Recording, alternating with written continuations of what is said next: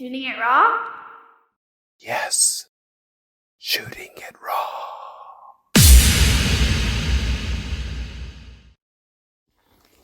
Good, huh? What? Right here, the GPS. It's my first time coming out here. This far into the jungle. Wow, that's nice. It's nice. I love it. Yeah. So where's good? We can go on the balcony, or we can sit out here. Got a coffee or water or anything?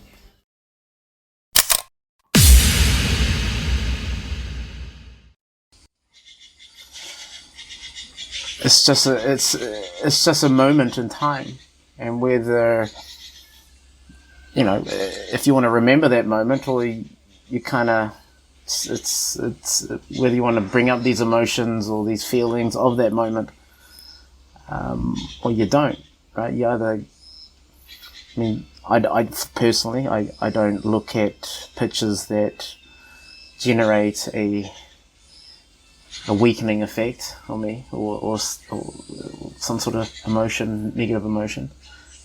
But yeah, it always has to give something that's positive into your life for sure. In terms of pictures, when I look at my phone, a lot of my pictures is all based of my family, and that's my son. It's just overloaded, which is probably normal.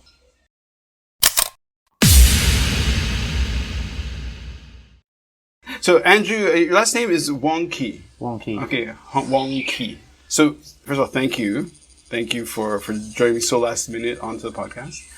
We're right now sitting on your balcony in Saikong. Beautiful spot, really beautiful spot. What's nice in the audio, we'll hear the cicadas, we'll hear the magpies, all that stuff. So really nice. Mm-hmm. Your cat is licking my arm because I must taste delicious. So the podcast is about getting to just to share people, like how people live, how people see the world. How do we make every second count? How do we make the most out of our lives? How do we understand our lives? So yeah, it's pretty, philosophical in a way, but we'll see. And the way I crossed paths with you was, how long was it that I left? Was it a year ago that I sold you the pads? Mm-hmm. Okay, yes, I sold you my old Muay Thai pads, which I forgot, like a muppet. And then I saw you're teaching BJJ. You're a brown belt, yeah? Yep. Nice. We'll probably get into that as well. Maybe, up to you. Mm-hmm. Sure.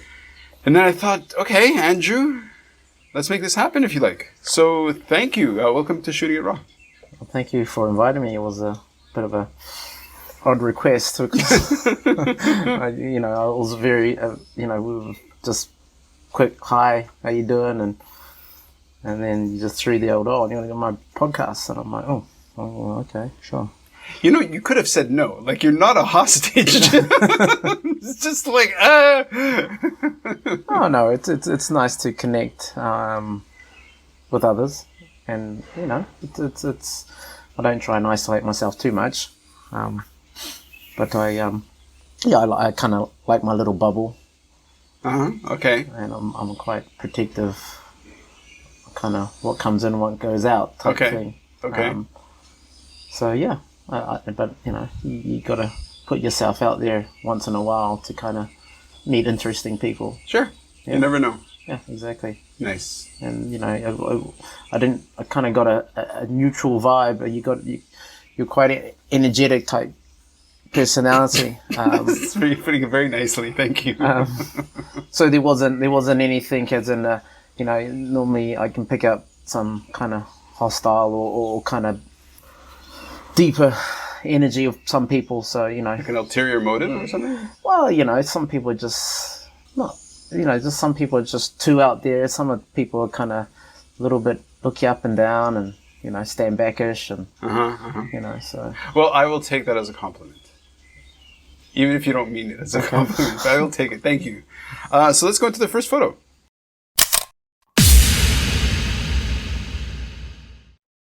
Okay, nice. Okay, so it's a photo. Is it you with that in that photo? Is that you? Oh, yes, okay. That's me.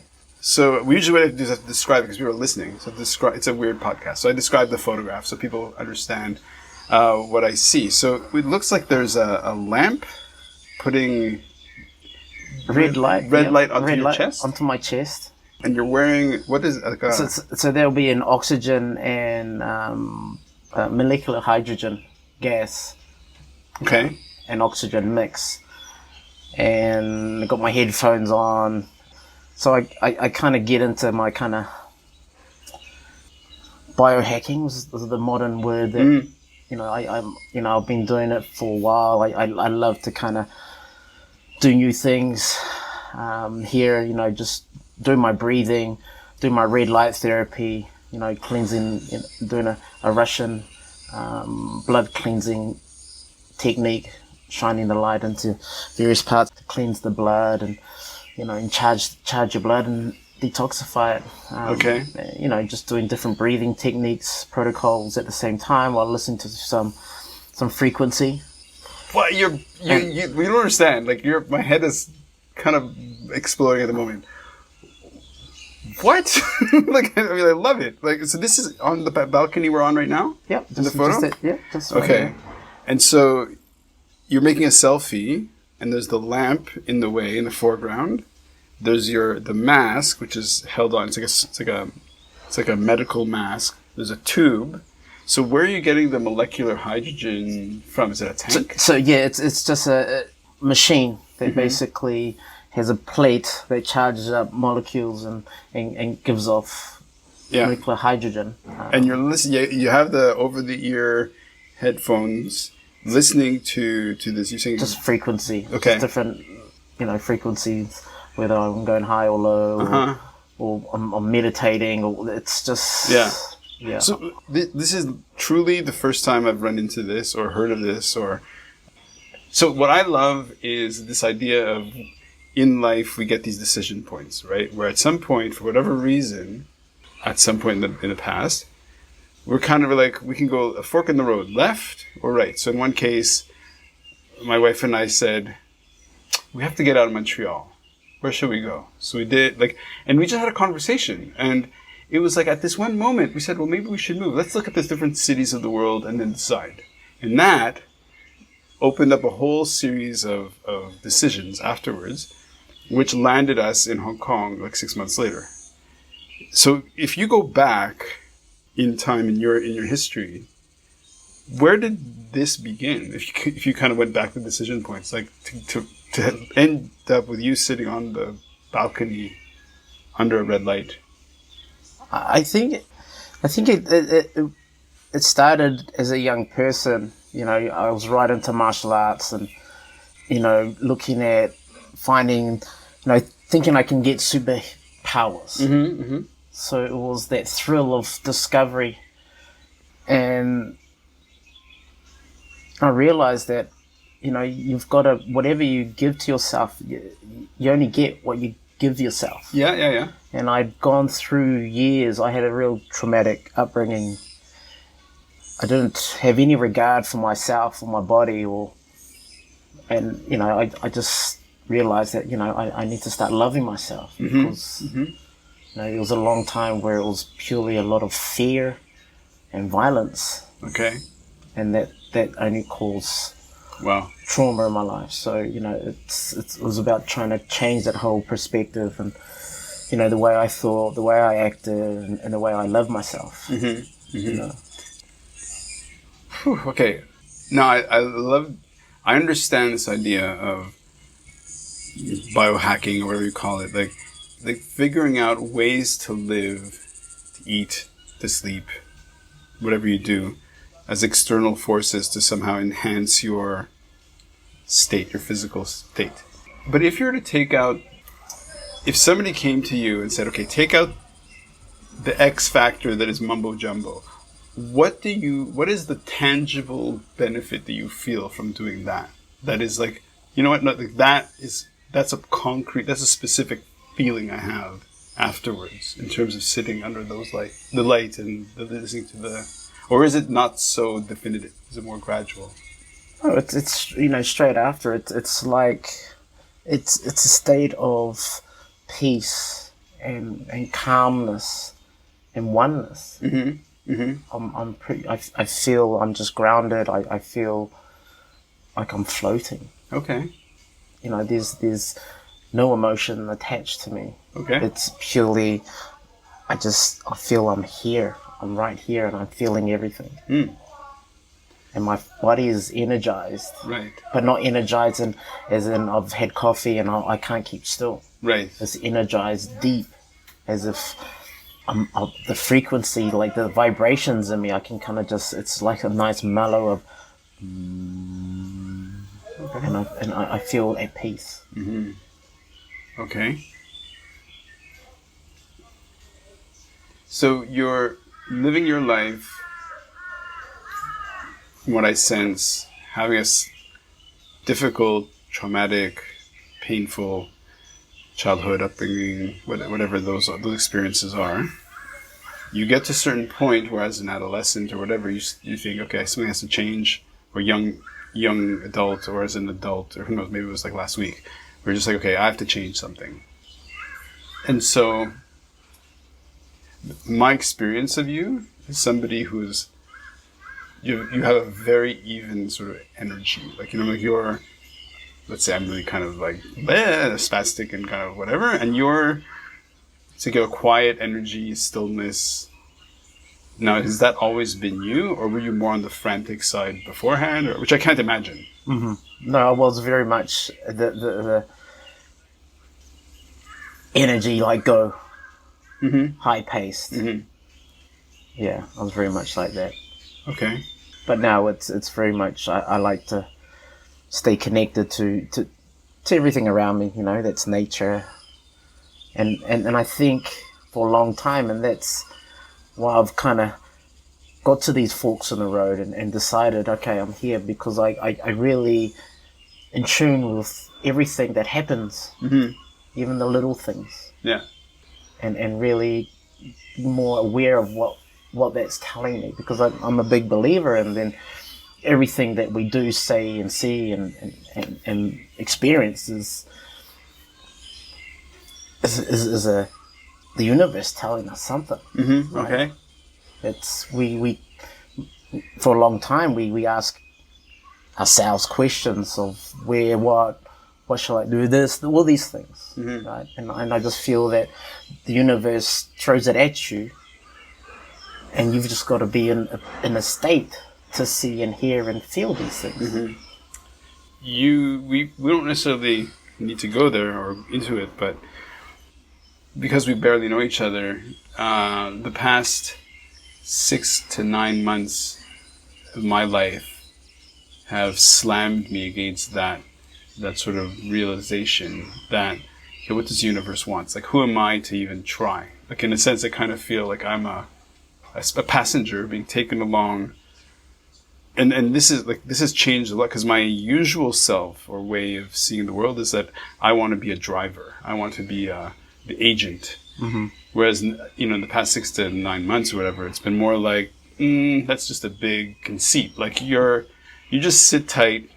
The universe is going to throw and do whatever the universe wants, and just receive. And, so for example, even seeing you at the at the gym, and then just saying, "Oh, do you want to record?" How would I have known that this was going to be our conversation? That this was going to be the environment? It's pretty astounding. It's like, very, very surprising. Yeah, and I'm a big believer. Like, these things that just pop in, is that sometimes it says, you've got to be in the moment and be aware. Well, sometimes it's not just, okay, sitting back and just letting it go. It's like, it's the little decisions that you make. Mm-hmm. Nice. Okay. I have to make the decision of moving on to the next photo. Okay.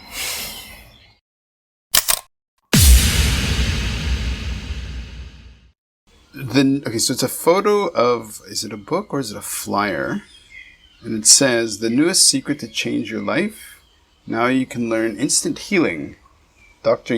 Cam Yoon, the quickest and least expensive way to health." Okay, so is it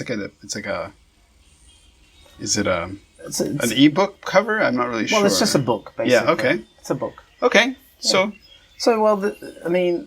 this book was a big turning point in my life. Okay. It's kind of Yeah, it was a massive fork. Okay.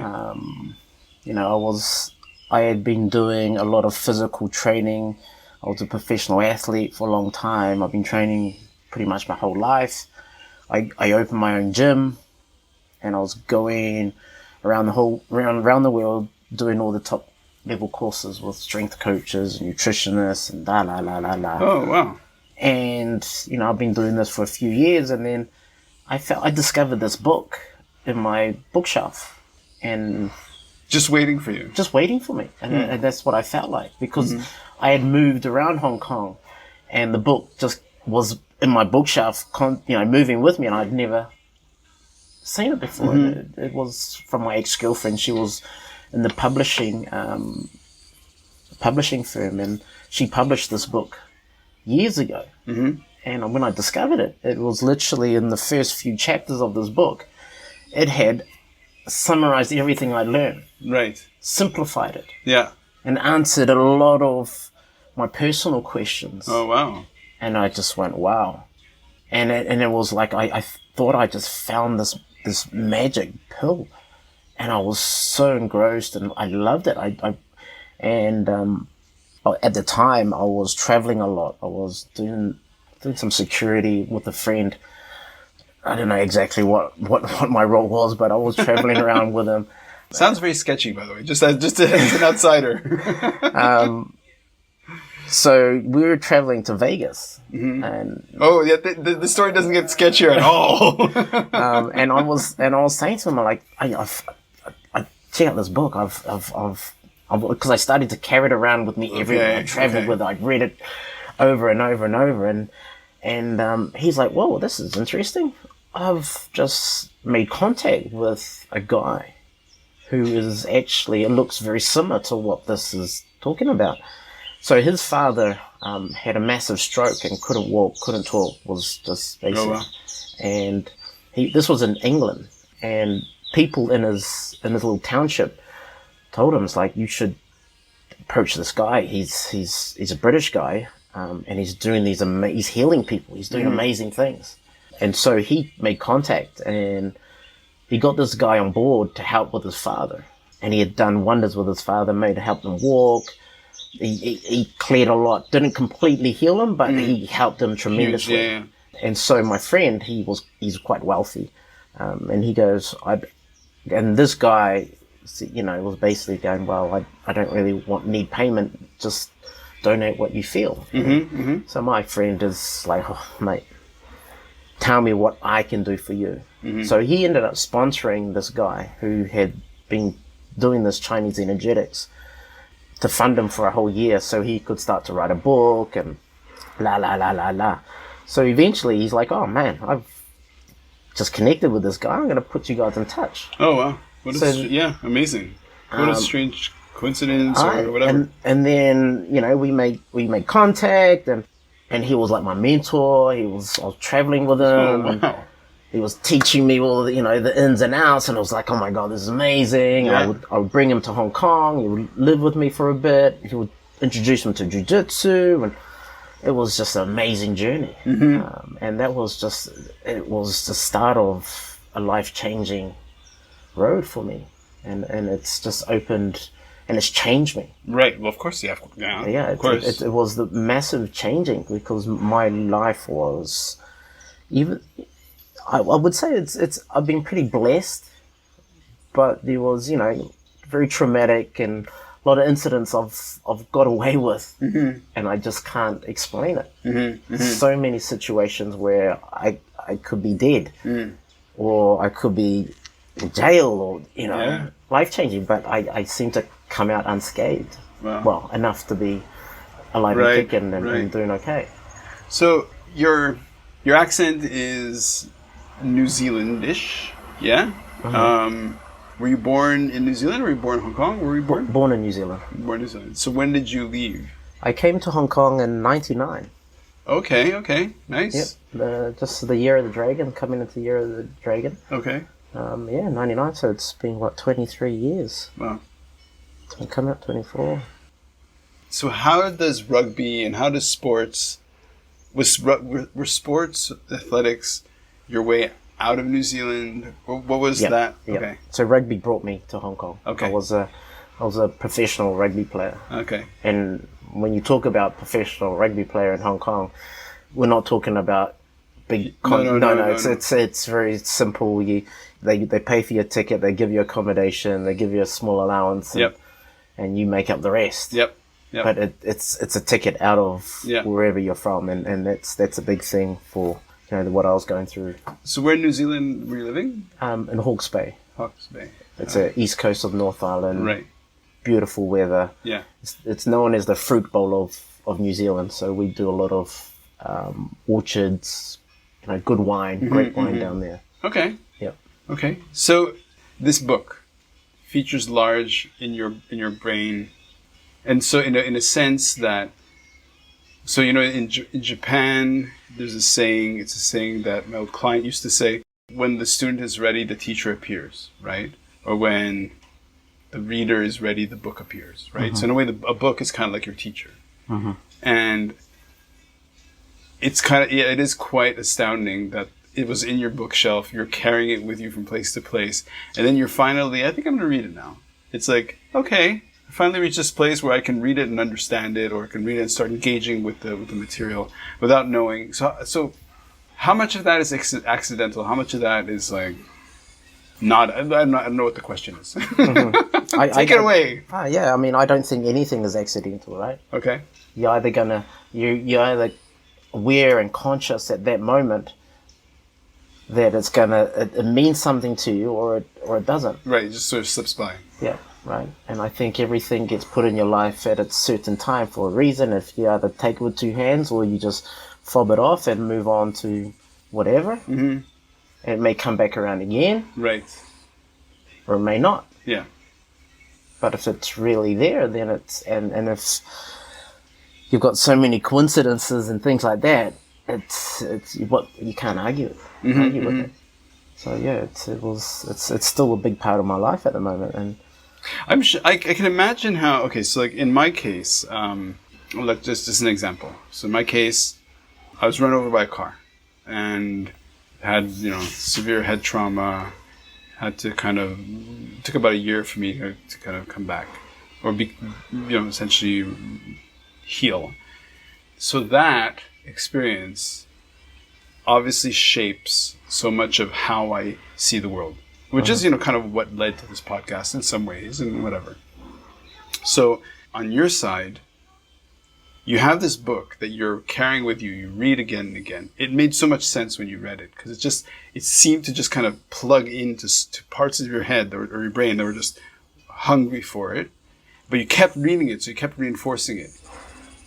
Like when it manifests as a kind of a proof that, oh wow, this book has so much depth to it. Where did this come from for the author? It didn't come out of thin air. Like obviously it came from somewhere. Like how do you connect to that story or to that legacy of what that author's work is? And it's okay for you not to understand the question, because most of my guests go, I don't understand what you're asking. No, I mean, I think he just offers something that is special. I mean, there's nothing else out there. I mean, now I see a lot more variations of his mindset, of the way he sees things. But he just simplifies it. I just like that simplicity about it all. Okay. So is there a kernel of truth or a whole set of truths that you find are especially... Because you're a teacher, right? As somebody who teaches BJJ, you kind of dedicated, you're giving your time to bring other people to sort of understand how you think, even if how you think means in combat. But if you were to teach somebody who's listening right now something from that book, what could you teach them? Be neutral to a lot of things. Just be neutral. Don't be affected by your thoughts, your emotions, and things like that. It's incidents is the whole point is being neutral. Trying to be neutral and not be overexcited or underexcited or sad, and having the ability to change things just like that. Okay. You know, it's to simplify things. We as humans tend to overcomplicate things. Yeah. So it's trying to keep things real simple. Okay. Yeah. Well, for somebody who lives in Saigon, in one of the most expensive cities in the world, in a really beautiful location, in this beautifully shaped, crafted home, you know, I can totally see that sense of simplicity. But isn't it a lot of work to get to that level, to be able to know how to pick and choose between what's clutter and junk and what's, you know, that simplicity? Like, I mean, like in a way that in order to learn simplicity, you kind of have to. Do you have to go through a phase of?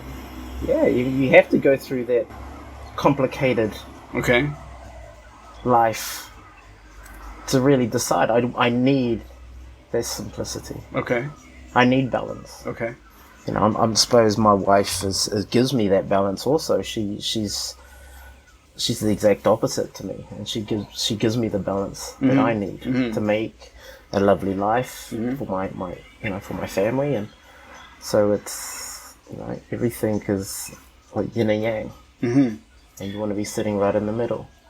So, one thing I've noticed about myself is that my romantic relationships, who I've been most attracted to, my wife is like, all of my girlfriends have been like, you know, my energy is very kind of expressive, extroverted, but two extroverts together can get quite exhausting.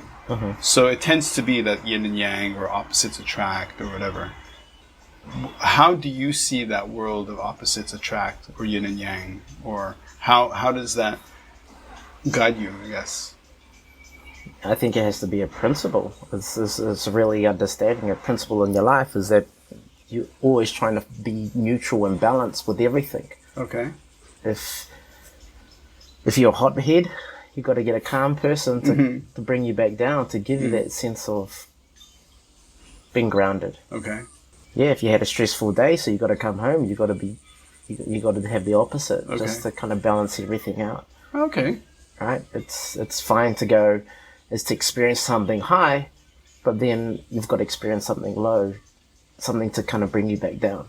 But are you the kind of person who will have a down sort of moment in the day, and in the afternoon say, it's been really down, I need to kind of amp it up? No, that's not.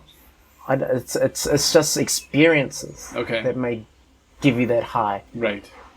And then, you know, you want to kind of bring yourself back to nature, which will naturally ground you and give you that peace. Okay.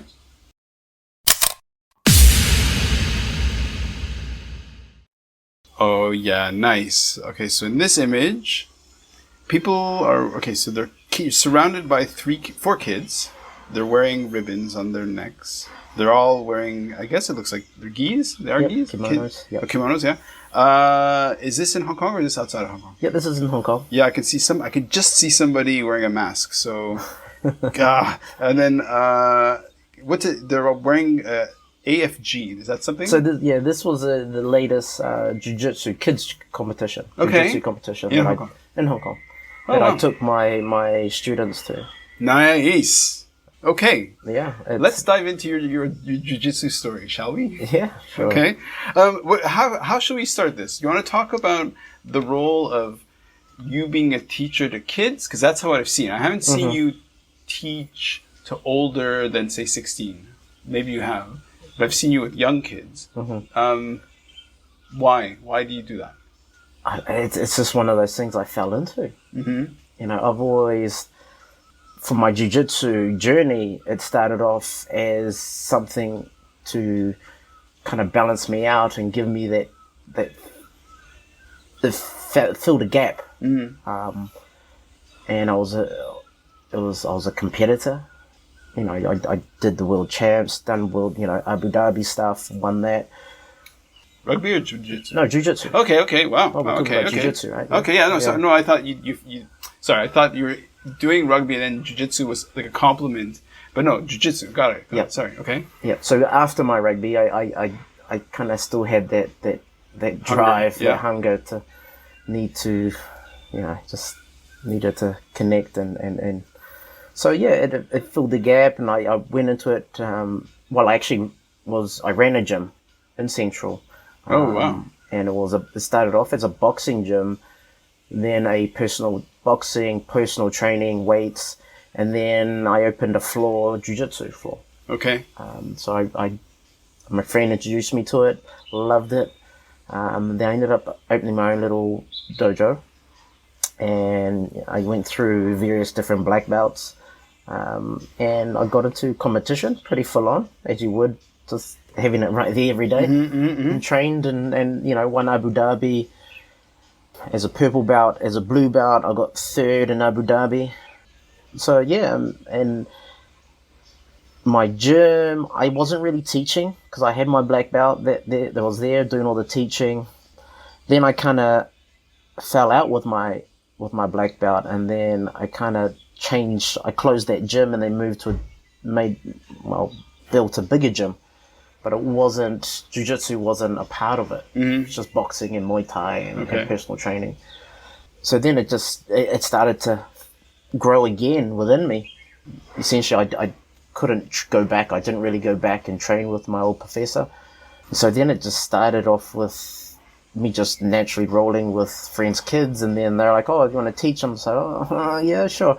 So I started one or two kids just teaching, and it wasn't, it was just kind of something little, 1-2 classes a week, and it wasn't that big because Central, there's a lot of gyms, and I wasn't really pushing it. And then when I moved out here to Sai Kung, I closed all my gym in Central, came to Sai Kung, and I was taking a different path, doing different stuff, and then just saw that, the kids, there's just so many kids here. And I just thought, okay, well, I'll just give it a go.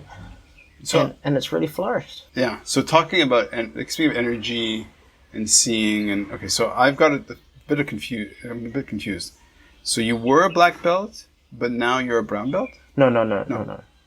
I've been a brown belt. I don't know, 10 years. Okay. It's a long time. Yeah. So the people that were white belts when I was brown belt are now black belts. Yeah. Just say that. Okay. Well, it's okay. So coming from the world of Muay Thai and just having started Jiu-Jitsu maybe a year and a half ago, there seems to be a real type I seem to fall into who podcast and do Jiu-Jitsu. That seems to be a type of guy who is like that. And what I've seen since is that some people in their Jiu-Jitsu become black belts super fast. They just go bam, bam, bam, bam, bam. They chase the belts, and other people takes them forever, even though they're super competent, super great, and whatever. They just so it's all like, who knows where you are to sort of land in that. So in terms of your students, because you take them to competitions, so how old or what is the most that you've had a student train with you? The longest? Yeah, the longest in terms of their accomplishment. I mean, if I were training with you for 10 years, I'd probably still be a white belt. But maybe a kid who's like super hungry, he'll become a blue belt within like a year. Yeah, I mean, I kind of take it slow. I mean, my highest ranking kid is a yellow belt. Okay. Which is just past grey belt. And he's only been doing, 2 years? I mean, I've only been coaching 2 years. Okay. 3 years. Right. Yeah. And my kids, they do really well. I've basically taken this group of Sai Kung rebels or kids, taken them, and we've just blown Kowloon Jiu-Jitsu out of the park. We've just completely dominated all these competitions. Nice. With numbers. Yeah. And achievements. Amazing. Yeah, it's been good. Okay, so I get the feeling that you're philosophical, thoughtful about, sports, but also the meditative side and personal health side. So how does Jiu-Jitsu tick boxes that Muay Thai doesn't, or that rugby doesn't, or that something else doesn't? Or does it? Or is it basically the same? I think it's just the timing. that it's Okay. in my life at the moment. Mm-hmm. Mm-hmm. You know, going from an athlete competitor now into as a coach, it really offers so much for me as a person right now. Mm-hmm. You know, Yep. constantly learning and not having these expectations. You know, I think a lot of coaches have their own egos attached to their coaching, and I try and detach from all of that, and you know, when I do kind of have these moments of like, you know, you kids need to, nah, you know, and it's, you know, I'm learning about myself. Yep. Of course.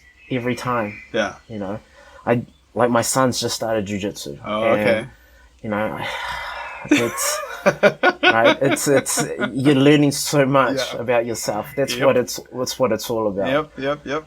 And, you know, I'm always learning, and I'm always want to offer them a better service, and you know, I want them to all be champions, but I know that not all of them are going to be champions. Of course.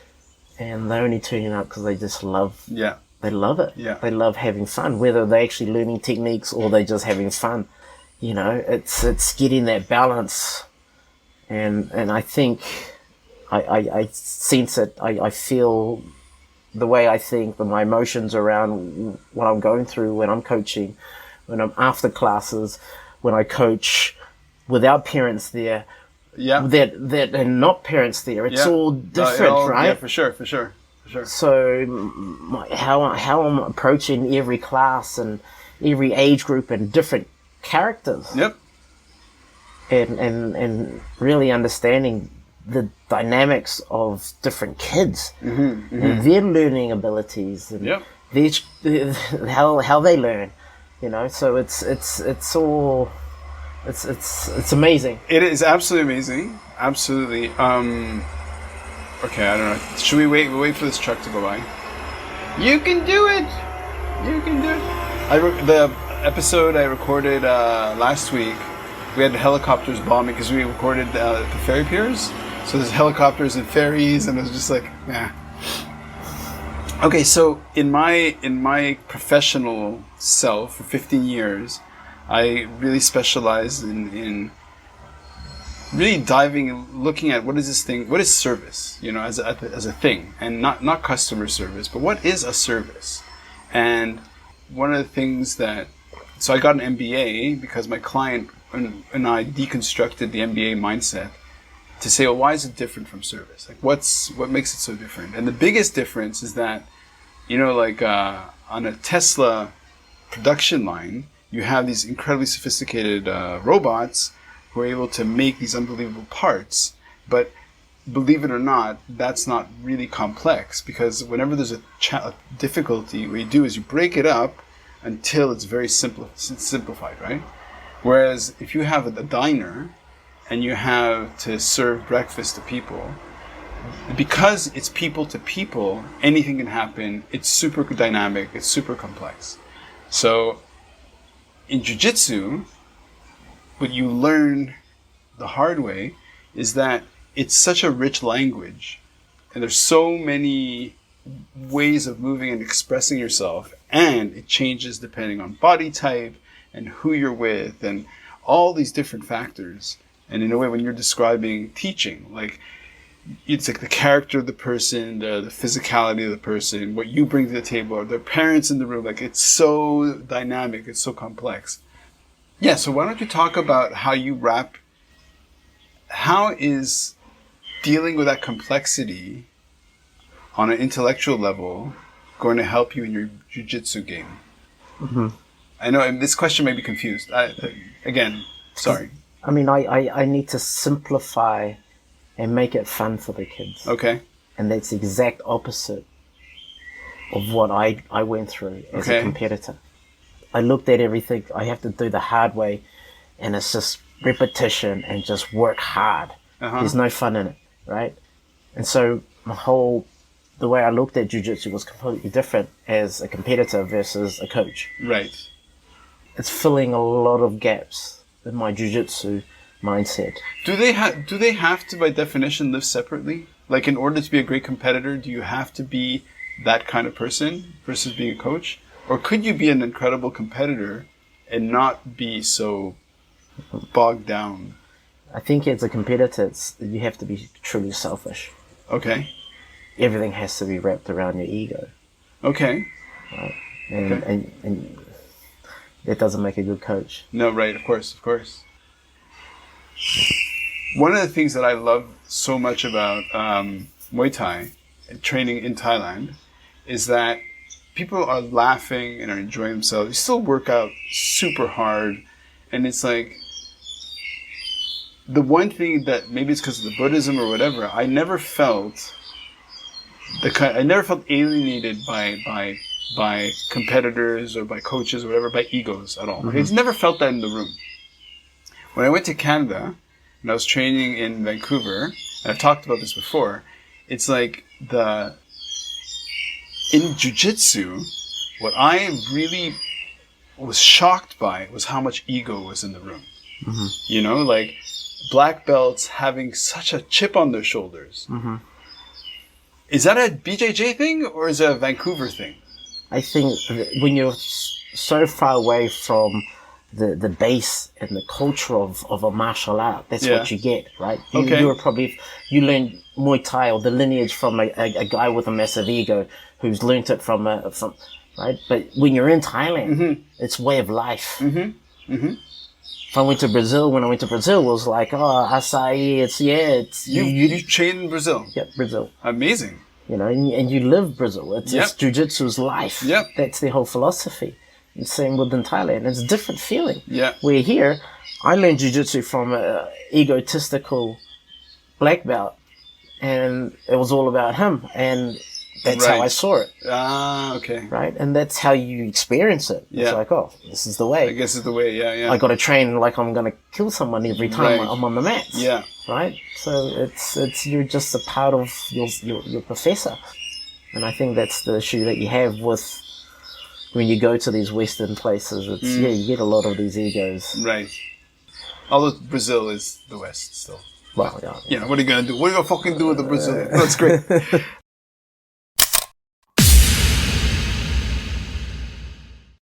Okay, bye kids. They did well. You look really happy. It's a really sweet photo. Is this a photo of a screen or is this an actual, like, the photo is a professional photo of rugby players on the pitch. The background is of the audience or the crowds kind of blurred out. And is that you in the middle, in the juice, in the heart of the action? Yep, I'm right there. Okay, so somebody's holding it, like, bringing you down by your legs. Another person's kind of coming up against on your left, and then you're passing the ball forward, I guess, to your friend or to your wife, to your friend, to your teammate. Yep. Okay, take us down this memory lane. Love it, Andrew. So that was part of my rugby life. That was in the Hong Kong Sevens. Okay. I was playing for Hong Kong, playing against Fiji. Okay. Who are the Sevens gods. Yep. I think we got annihilated that day, probably. I can't quite remember the score. Mm-hmm. But yeah, that was just a big part of my life, rugby. Right. And, you know, that whole rugby life, and, you know, it was a big part. And a lot of good memories, but a lot of also disappointing memories. Why disappointing? Well, disappointing that now as a mature human being, I look back at it and realize that certain actions and behaviors were uncalled for. But, you know, it's just a moment in time. It was me, you know, it was just... But isn't it just you being young? Like, when did you stop playing? I was about 30. 30, okay. Yeah, 30. Oh, I don't even remember. Yeah. 32, I think. What was it like for you to play against New Zealand? I haven't played against New Zealand themselves, but, I mean, Fiji, the pinnacle of rugby sevens. Yeah, it was great, you know. There was 40,000 people in the stadium screaming. It's your home crowd. Yeah, it's Yeah, amazing the Hong feeling. Kong Sevens are epic. Yeah. Uh-huh. You know, you feel invincible. You're Yeah. such on a high. It's you're like, oh wow. Yeah. Yeah, you just feel invincible. Okay, so what's the cliche? What's the thing about rugby? It's the gentleman's sport. The blah blah blah. What is it again? Yeah, it's a barbaric game played by gentlemen. Yeah. Where they compare it with soccer, which is a gentleman's sport played by Barbarians. barbarians. Okay. That Okay. type, yeah, so that's kind of... So how do you compare that? So like one of the great things about BJJ is okay. So like to do Muay Thai when you're above 30, above 40, above 50, starts becoming very untenable. You know, it's very hard on your body. Whereas there's a whole class, whole world of jiu-jitsu artists or whatever who are in their 50s, in their 60s, you know, like who are actually, you know, when I was in Vancouver, one place where I was training, it was, you know, regularly be 5 black belts, 1 purple belt, and 2 white belts. Like it was like, and the black belt were like, one guy, he was one of the best black belts in Vancouver. But, and I think I can say this because there's enough water between us, I think he's kind of obese. Like he's full on, like not healthy, but absolutely untouchable. So take that with rugby in terms of like, is rugby a young man's sport? Young women's sport? There is a big social rugby, 50-year-olds playing. Okay. And they constantly asking me, come on down. You know, you're above 35, you can fit in. But, you know, they're in it for a social thing. Rugby is very social. Yeah. It's a big drinking culture. I was never part of that, even though I did kind of experience a lot of drinking, but that wasn't part of my life. Yeah. But these guys, they can operate. I've never been like that, and that's why I don't really play the social level. Yeah. Because it's a lot of drinking. It's hard on the body. Rugby just kills your body, and these guys, you know, they're dropping the knee replacements, hip replacements. Right. Yep. It's, I mean, when they're on the field, they're pretty much waddling. It's that walking pace. Yeah. They're put together by tape. It's like, oh my gosh, you guys.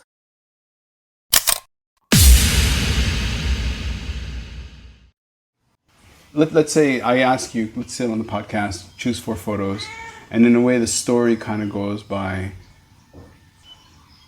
you know, your self-discovery. First of all, the mask with the light on your chest, the self-healing biohacking, and then the book, its importance, and then BJJ, and then how would you, like, is there a way to synthesize that as one little message for somebody to be inspired? If you were purely looking at the pictures, I mean... Or better still, you're talking to you at the age of 19. Do you have any advice for your 19-year-old self? Yeah, it's just be more loving to yourself and others. Okay. And just go with it. Don't force anything. And have fun. Have fun along the way. That's the key. Is having fun and being happy. Do the things that make you happy. Yeah. And the things that make you happy are? It's being at peace and having a loving family, and, you know, just giving to others, and teaching others, and helping others move to the next level of their lives. You know, because I'm a performance coach as one, you know, just coaching people to be better. Okay. You know, whether it be physically, mentally, or spiritually, right? I think you have to engross that whole concept and be there, rather than, okay, I've got this for you, and just you just got to be it. And if they feel comfortable and enough to ask you and open up, because a lot of people hold, you know, I've got a lot of secrets, and it's those secrets that really, you know, dictate where their life is going. And a lot of the issues that they're having is deeply engrossed in their mind. Right. So do you have, as a professional high performance athlete, well, it doesn't have to be athlete, it can be anything, right? You have to operate essentially, you have to outcompete everybody else in a sense, right? Like you have to be so competitive, you have to be so strong that you kind of have to outrun others, be fitter, stronger, whatever that is, right? So, Yeah. or no, I don't know. You just, I think it's not about competing. A lot of people want to compete. It's always about competing against others. It's about you wanting to be better every day in every way. And if you're looking at it from that way, it's changing the whole mindset. Yeah. Right? Because you're never going to be better than. If that's your mindset, you're going to go, okay, I want to be better than this person. Then once you get better, I need to find someone else. Right. So it's just a dog chasing its own tail. Yeah. Right. So you have to change you and how you see things, how you perceive things. That's where the true power is, to give you that happiness. Everyone's chasing this, chasing that, or running from that because they're fearing this. It's that. That's what you've got to kind of tap into. And you know, people, you see whatever's going on in their brains it shows in their body, right? So you can start with the body, because a lot of people are not consciously ready to listen to the stuff or really get you or get the stuff that you say. So it's like, okay, I'm gonna gain their trust through just fixing their body. And then I gradually get into some deeper stuff, and they go, hey, how about you can change your body like this instantly? And they wow. It's about wowing people. Once you wow them, then they start asking questions. And then that's when you start to give a little bit more, then a little bit more, then a little bit more. So just for the listener, what is the title of that book so they can go find it? It's on my bookshelf. It's the Yun Method, basically, by Cam Yun. Cam Yun. Yep. I've never even heard of it. Okay. Yeah. Interesting. So. Andrew, great. Yeah, I love the fact that I never know what's going to happen. I had no idea. Amazing. Well, thank you. Thank you for having me as a guest. Shooting it raw? Yes. Shooting it raw.